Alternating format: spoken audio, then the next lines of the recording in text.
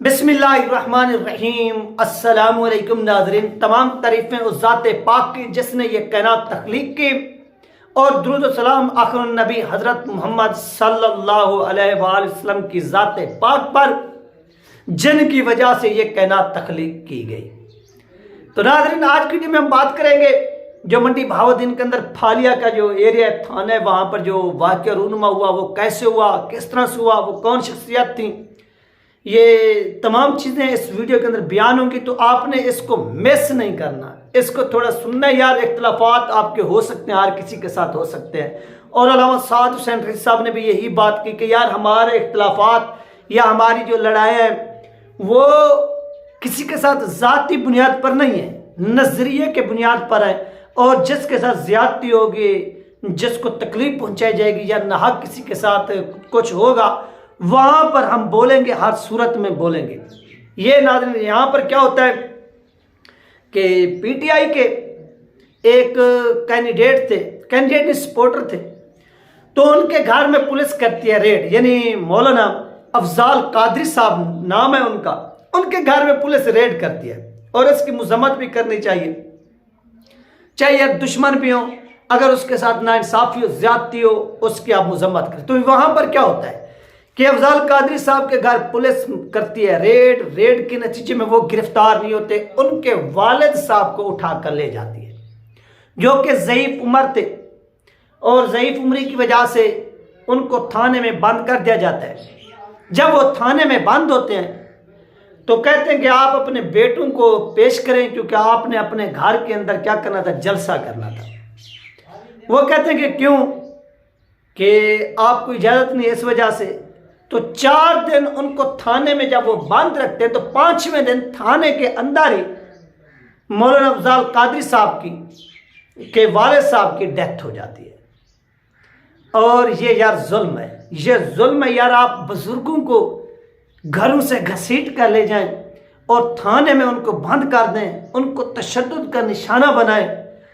वो तहरीक इंसाफ का, वो नून लीग का, वो पीपल पार्टी का, वो तहरीक लबैक का हो, जिसका भी हो यार, वो बुजुर्ग होता है, उसकी कदर करनी चाहिए। उसे इस तरह से घसीट कर, जलील करके, मुआशरे को दिखाकर या अपने ऊपर बैठे अफसरान को दिखाकर आप ये चीज़ साबित करने की कोशिश कर रहे हो कि हमने इस तरह से क्या किया। उससे फिर अफजाल कादरी साहब ने डीपीओ को कहा कि डीपीओ साहब, आपकी यजीदियत को सल्यूट है, यानी आपने जो यजीदियत बर्पा की है, आपकी इस यजीदियत को सल्यूट है। तो यार ये अफसोसनाक अमल हुआ और इसके ऊपर मजम्मत करनी चाहिए, खुलकर करनी चाहिए। इसी तनाजुर में आप देखें कि जब 2018 के अंदर एक क्रैकडाउन हुआ था, अल्लामा खादिम हुसैन रिज़वी रहमतुल्लाह अलैह को अरेस्ट किया गया, और जब उनको अरेस्ट किया गया तो उसी दौरान 10,000 लोगों को भी अरेस्ट किया गया, जो टीएलपी के थे कि पीछे से कोई और जो है वो कमान न संभाल सके, तो उनको भी इन लोगों ने अरेस्ट कर लिया, गिरफ्तार कर लिया। जब उनको गिरफ्तार किया गया तो मौलाना यूसुफ सुल्तानी साहब जो थे वो भी इसमें जो थे हत्थे चढ़ गए पुलिस के। यानी पुलिस उनके घर में की, वो ज़ईफ थे, घर में बैठे हुए थे, आलिम दीन थे, उनकी उम्र 95 ईयर थी। उनको भी वहां से पुलिस ने उठाया और उठाकर सीधा थाने में बंद कर दिया। जब थाने में बंद किया तो वो ज़ईफ थे, आपको मालूम है कि बुजुर्ग होते हैं घर में, आपको मालूम है कि बुजुर्गी की हालत में जो तकलीफ होती है, बच्चे देखभाल करते हैं, यादवियात वगैरह मेडिसिन भी चल रही होती है, तो सब कुछ वहाँ घर वालों का मिलना सब कुछ उन्होंने बंद कर दिया। और फिर नतीजा क्या निकला कि यूसुफ सुल्तानी साहब की जेल के अंदर भी 95 ईयर उनकी एज थी, एक आलिम दीन थे पाकिस्तान के, और इमरान खान साहब की हुकूमत थी, और ये पुलिस यही थी, पंजाब पुलिस, और उनका क्या हुआ, इंतकाल हो गया जेल के अंदर। और इसी तरह आज क्या हुआ है कि आज भी यही सीन हुआ है कि तहरीक इंसाफ के मौलाना अफजाल कादरी साहब, उनके फादर को घर से उठाया गया, उनको जेल में बंद किया गया, फिर वहाँ पर उनकी डेथ हो गई। फिर लोगों ने वहाँ पर रोड को ब्लॉक किया, एहतजाज किया कि सारे ये जो आप कर रहे हैं ये हमारे साथ इंतहाई गलत कर रहे हैं, हमें ये चीज़ किसी भी सूरत ना काबिल कबूल है, बर्दाश्त नहीं है।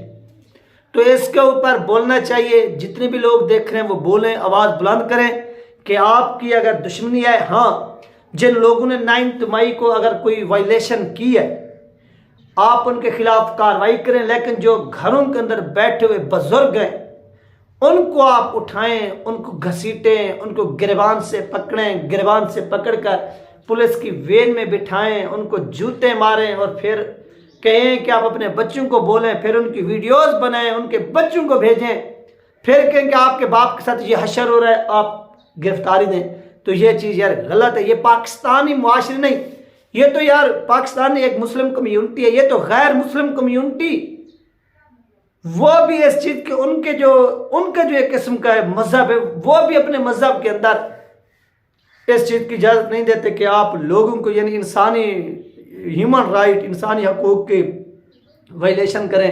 ये चीज़ नाकाबिल बर्दाश्त है।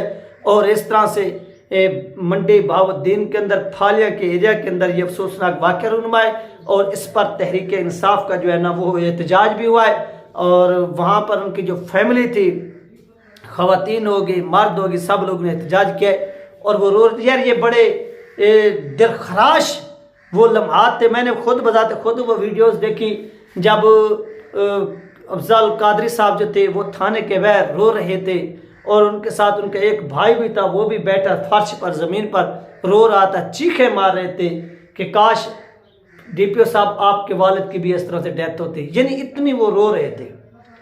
तो इस चीज़ को फिर क्या होता है कि पाकिस्तान के अंदर कोई इलेक्ट्रॉनिक मीडिया खबर नहीं देगा, सोशल मीडिया पर तो चल रही है। तो यार ये नहीं होनी चाहिए कि यार बुजुर्ग था, आप उसकी कदर करते, आप उसको छोड़ देते, उसका क्या लेना देना सियासत से। जो 80-85 साल का बुजुर्ग है, आप उसको सजा दे रहे हैं कि आपके बच्चे फलां पार्टी में। यार बच्चे को पकड़ो, आप पकड़ कर अरेस्ट करो, जो कुछ करना है उसके साथ करो, लेकिन इन बुजुर्गों को आप लोग ले जाएं और लेकर इनके ऊपर आप तशद्दुद करें, तशद्दुद करके आप ये कहें कि आप फलां पार्टी को छोड़ दें, फलां पार्टी को इन कर लें। तो ये चीज़ यार नाकाबिल बर्दाश्त थी। और जो कुछ हुआ इस पर मैं खुद भी रंजीदा हूँ, क्योंकि मैंने वो लम्हात देखे थे जब उनकी फैमिली वहाँ पर रो रही थी, ख़वातीन थी, बच्चे थे, वहाँ पर नौजवान थे, वो सब रो रहे थे। तो ये गलत तरीका है। इस चीज़ को जितनी भी कंडेम किया जाए वो कम है। इलेक्शन सर पर है, इलेक्शन की तैयारी रखें, चाहे वो TLP के कैंडिडेट हों, वो चाहे PTI के कैंडिडेट हों, किसी के ऊपर किसी किस्म का टार्चर तशद्दुद नहीं होना चाहिए, मोहब्बत होनी चाहिए। बजाते खुद मेरे साथ PTI के लोग भी रब्ता करते हैं, TLP के वैसे मेरे अपने और भी दूसरे लोग हैं, मैं सब के साथ मिलता भी हूँ, बातचीत भी होती है, गपशप भी होती है, सब कुछ होता रहता है। मेरे अपने एरिया के अंदर भी दोस्त हैं जो PTI को वोट दे रहे हैं, हम इकट्ठे बैठे हुए होते हैं, सब कुछ हो रहा होता है, यानी मोहब्बत और प्यार के साथ। ये नफरत क्या है? हाँ, वोट वाले दिन भी इस तरह से होगा, PTI के कुछ लोग होंगे, इधर से मैं होंगे और भी बहुत से साथी होंगे, हम जाएंगे, इकट्ठे जाएंगे, वोट कास्ट करके वापस लौट आएंगे और हम आपस में गपशप भी लगाते हैं। यार इस तरह से आप अपनी इन चीज़ों को दुश्मनियों की नेज पर ना ले जाएं। आप सियासत को सियासत तक महदूद रखें। जैसे कल परसों इलेक्शन हो जाएगा, उसके बाद आप लोग एक दूसरे को किस मुंह से जो है ना। अब एक बात तो जरूर है कि यहाँ पर जो कार्रवाई होगी, अगर आज तहरीक इंसाफ की हुकूमत है तो आम पुलिस वाला तो ऐसा समझ रहे वो तो डिसमिस हो ही गया। तो ये DPO साहब के ऊपर ये प्रेशर है कि इसने जो कुछ किया है, अगर तहरीक इंसाफ की हुकूमत आती है तो वो इन DPO को या इन पुलिस वालों को नहीं छोड़ेंगे।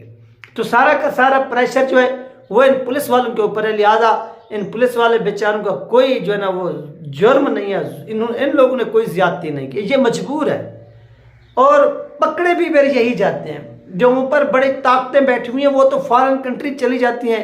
आपकी आंखों के सामने मौजूद है कि जितने भी पाकिस्तान के अंदर डिक्टेटर है या हुक्मरान है, वजीर आजम है, PM है, प्रेसिडेंट है, उन्होंने यहाँ पर वसी ताकत का इस्तेमाल किया, चीफ जस्टिस है, और वो जैसे रिटायर होते हैं वो फॉरेन कंट्री कूच कर जाते हैं। यानी पाकिस्तान के अंदर जिस तरह पाकिस्तान से मजदूर जो है वो मजदूरी करने के लिए रोज़ी की तलाश में फॉरेन कंट्री जाता है, वहाँ पर जाकर वो रोज़ी करता है, फिर वो वापस लौट आता है। पाकिस्तान के अंदर जो ऊपर बैठे हुए लोग हैं ये भी वैसे के वैसे महसूस होता है कि ये कि फॉरेन कंट्री के लोग हैं, पाकिस्तान के अंदर वो एक मजदूरी करने आते हैं, जॉब करने आते हैं, और जैसे यहाँ पर इनकी वो जो पाकिस्तानियों के वीज़ा ख़त्म होता है, यहाँ पर इनकी वो सर्विस ख़त्म होती है और ये अपने वतन को वापस लौट जाते हैं। ये पाकिस्तान के अंदर हुक्मरानों की हकीकत है, चाहे आप इसको एक्सेप्ट करें या ना करें, वो आपकी अपनी मर्जी है।